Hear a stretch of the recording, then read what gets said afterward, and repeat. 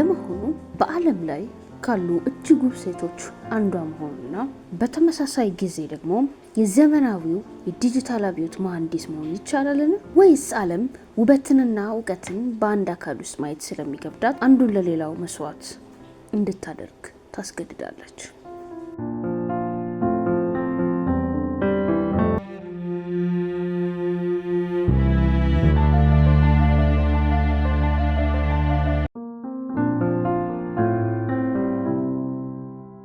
ዛሬ የምናወራው ስለ ሄዲ ለማር ነው።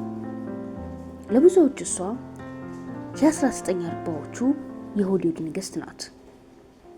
ለሳይንቲስቶች ግን እሷ ፍሪኩዌንሲ ሆፒንግ የተባለውን ዛሬ ዋይፋይ፣ ብሉቱዝ እና ጂፒኤስ የምንጠቀምበትን መሰረታዊ ቴክኖሎጂ የፈጠረች ሊቅ ናት። የሚገርመው ግን ሄዲ ይህን ታላቅ የጦር መሳሪያ ቴክኖሎጂ ለአሜሪካ ባህር ኃይል ስታበረክት እነሱ የሰጧት መልስ ቆንጆ ስለሆንሽ ከሳይንሱ ወጣ ብለሽ ለጦርነት ገንዘብ ለማሰባሰብ እርጂን የሚል ነበር። በደንብ ተከታተሉ፣ ምክንያቱም ይህ ታሪክ ስለ ሲኒማ ብቻ አይደለም። ይህ ታሪክ ውበት እንዴት እንደ እስር ቤት ሊያገለግል እንደሚችልና አእምሮ ደግሞ እንዴት ወደ ነፃነት እንደሚመራ የሚያሳይ ድንቅ ጉዞ ነው። ሄዲ የተወለደችው በ1914 ቪየና ኦስትሪያ ውስጥ ነው። ስሟ ሄድዊግ ኢቫ ማሪያ ኪስለር ይባል ነበር። ገና በልጅነቷ አባቷ ማሽኖች እንዴት እንደሚሰሩ ያስረዷት ነበር። ሄዲ አሻንጉሊት ከመጫወት ይልቅ ሰዓት መፍታትና መገጣጠም ትወድ ነበር። ነገር ግን ዓለም ያየችው ሌላ ነገር ነው። በአስራዎቹ ዕድሜዋ ወደ ትወና ገባች። በ1933 አንድ ፊልም ላይ ባሳየችው ድፍረት ዓለምን አነጋገረች። በዚያው ዓመት ፍሬድሪክ ማንድል የተባለ የጦር መሳሪያ ነጋዴ ያገባት። ማንድል እጅግ ቀናተኛና ጨካኝ ነበር። ሄዲን እንደ ሚስት ሳይሆን እንደ አንጸባራቂ ንብረት ነበር የሚያያት። በቤቱ በሚደረጉ የራት ግብዣዎች ላይ ሂትለርና ሙሶሎኒ ሳይቀሩ እንግዶች ነበሩ። ሄዲ በዚያ ጠረጴዛ ዙሪያ ተቀምጣ ዝም ብላ የምታዳምጥ ትመስል ነበር። ነገር ግን አእምሮዋ ስራ ላይ ነበር። ናዚዎች እንዴት የርቀት መቆጣጠሪያ ቶርፒዶች እንደሚሰሩ ሲወያዩ እሷ በዝምታ ትማር ነበር። በመጨረሻም ሄዲ ያንን የወርቅ እስር ቤት ጥሳ መለጠች። በሌሊት ተደብቃ ወደ ፓሪስ ከዚያም ወደ ለንደን ሄደች። እዚያም የኤምጂኤም ስቱዲዮ መሪ የሆነውን ሊዊቢ ሜየርን አገኘችው። ሄዲ ወደ አሜሪካ ስትጓዝ መርከቧ ኒውዮርክ ከመድረሷ በፊት የሆሊውድ ኮንትራት ተፈራርማ ነበር። ሆሊውድ ውስጥ ሄዲ የዓለም እጅግ ውብ ሴት ተብላ ተሰየመች። በየፊልሙ ላይ እንደ ምስል ትቀመጣለች። ነገር ግን ሄዲ በሆሊውድ ድግሶች ላይ መጠጣትና መጨፈር አሰልቺ ሆኖ አገኘችው። ስለዚህ ምን አደረገች? ቤቷ ውስጥ የፈጠራ ላቦራቶሪ አቋቋመች። ለጓደኛዋ ለሃዋርድ ሂዌስ የአውሮፕላን ክንፍ ቅርጽ እንዴት ይበልጥ ፈጣን እንዲሆን እንደሚቻል ዲዛይን ሰራችለት። ሁለተኛው የዓለም ጦርነት ሲፈነዳ ሄዲ ቁጭ ብላ ማየት አልቻለችም። ናዚዎች የአሜሪካን ቶርፒዶች የራዲዮ ሞገድ በመጥለፍ አቅጣጫቸውን እንደሚያስቱ ታውቅ ነበር። ስለዚህ ፍሪኩዌንሲ ሆፒንግ የሚል ሀሳብ አመጣች። ሀሳቡ ቀላል ነገር ግን ጥልቅ ነበር። የራዲዮ ሞገዱ በአንድ መስመር ላይ ከመጓዝ ይልቅ ልክ እንደ ፒያኖ ቁልፎች በየሰኮንዱ ቦታውን ቢቀያየር ጠላት ሊጠልፉ አይችልም። ይህንን ሀሳብ ከሙዚቃ አቀናባሪ ጆርጅ አንቴል ጋር በመሆን ወደ ተግባር ቀየሩት። እንግዲህ ያስቡት፣ አንዲት የሆሊውድ ኮከብ እና አንድ የሙዚቃ ሰው የናዚን የባህር ኃይል የሚያሸንፍ ቴክኖሎጂ ዲዛይን ሰሩ። በ1942 የፈጠራ ባለቤትነት መብት ወይም ፓተንት አገኙ።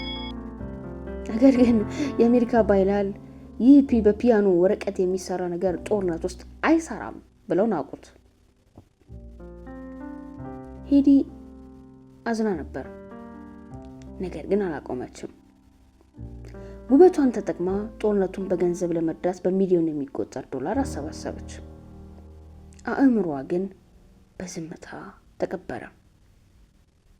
ከጦርነቱ በኋላ የሄዲ ህይወት መመሰቃቀል ጀመረ። 6 ጊዜ አገባች፣ 6 ጊዜ ፈታች። ሆሊውድ እድሜዋ እየገፋ ሲሄድ ፊቱን አዞረባት። ሄዲ ውበቷ ሲደበዝዝ ዓለም የምትተዋት መሰላት። ስለዚህ የፕላስቲክ ቀዶ ጥገናዎችን ደጋግማ አደረገች። ውጤቱ ግን የከፋ ነበር። የአስደናቂ ፊቷ መለወጥ ጀመረ። ሄዲ ራሷን አገለለች። በፍሎሪዳ ውስጥ በአንዲት ትንሽ ቤት ውስጥ ብቻዋን መኖር ጀመረች። ከዓለም ጋር የምትገናኘው በስልክ ብቻ ነበር። በቀን እስከ 6 ሰዓት በስልክ ታወራለች። የሚገርመው ግን እሷ የፈጠረችው ቴክኖሎጂ በዚያን ጊዜ በሚስጥር በወታደራዊ መስክ ስራ ላይ ውሎ ነበር። በ1962 የኩባ ሚሳኤል ቀውስ ወቅት የአሜሪካ መርከቦች የሄዲን ቴክኖሎጂ ተጠቅመዋል። ነገር ግን ማንም ሄዲ ለማርና አመሰግናለሁ አላላትም። እሷ በድህነትና በብቸኝነት ውስጥ ሆና፣ ዓለም ግን በእሷ ፈጠራ መግባባት ጀመረች። ሞባይል ስልኮች ሲመጡ፣ ዋይፋይ ሲፈጠር መሰረቱ የእሷ ስራ ነበረ። በመጨረሻም በ1990ዎቹ መጨረሻ ላይ ሄዲ በህይወት እያለች እውቅና ማግኘት ጀመረች። የኤሌክትሮኒክ ፍሮንቲር ፋውንዴሽን ሽልማት ሲሰጣት የ82 ዓመቷ ሄዲ በስልክ የሰጠችው መልስ ጊዜው አሁን ነው የሚል ነበር። ሄዲ ላማር በ2000 እንደ አውሮፓውያን አቆጣጠር በሞት ተለየችን። ስትሞት ሀብታም አልነበረችም። ነገር ግን ዛሬ እኛ የምንጠቀምባቸውን በቢሊዮን የሚቆጠሩ መሳሪያዎች የእሷን አሻራ ይዘዋል። አያችሁ፣ ሄዲ 2 ህይወት ነበራት። አንዱ ለአይን የሚታይ፣ ሌላው ግን ለዓለም የማይታይ ግን የሚሰማ። ሄዲ ማንኛውም ሴት ቆንጆ መምሰል ትችላለች። የሚያስፈልገው ዝም ብሎ መቆምና አላዋቂ መምሰል ብቻ ነው ትል ነበር። እሷ ግን አላዋቂ ሆና መታየት ሰልችቷት ነበር። ዛሬ ስልካችሁን ስታዩ፣ ዋይፋይ ስትጠቀሙ ወይንም ጂፒኤስ አብርታችሁ መንገድ ስትፈልጉ ሄዲ ላማርን አስቧት። በሆሊውድ መብራቶች ስር ደምቃ ስትታይ የነበረችው ሳይሆን ማታ ማታ በብቸኝነት የሰው ልጅ መግባቢያ ዲዛይን ስትሰራ የነበረችውን ያቺን ልጅ አስቧት። ዓለም ሄዲን ያስታወሰችው በፊቷ ውበት ነው። እሷ ግን መታወስ የፈለገችው በአእምሯ ጥንካሬ ነበረ። ውበት ያልፋል፣ ጥበብ ግን ድንበርን ይሻገራል። ዛሬ ሁላችንም እስቲ ግንኙነታችንን እንፈትሽ። ሄዲ በሁሉም ቦታ አለች። በዘመኗ ባትመሰገንም የሰራችው ስራ ግን ትልቅ መሰረት